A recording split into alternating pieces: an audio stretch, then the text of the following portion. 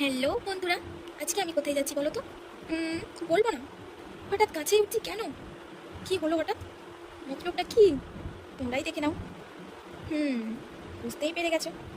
অবশেষে একটা লাঠি পেয়ে গেছি, কিন্তু তাই দেরি না করে আম পাড়তে শুরু করে দিয়েছি। যাই হোক, শেষে একটা আম পড়লো অনেক কষ্টে। আমি তো ভাবছিলাম পড়বেই না। সেই আমটাকে কুড়ানোর জন্য গেলাম তাড়াতাড়ি করে, যদি আবার এসে কেউ কুড়িয়ে নেয়। তাই তাই আমটা নিয়ে বেশি কিছু আর বললাম না। বুঝতেই তো পারছো আম জিনিস। তাই সেটাকে নিয়ে ধুয়ে নিলাম।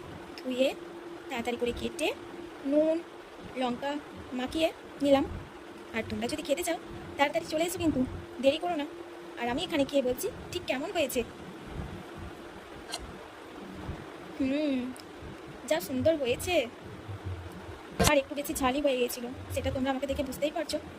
এই মিনি ব্লগটা যদি আপনাদের বা তোমাদের ভালো লাগে তাহলে লাইক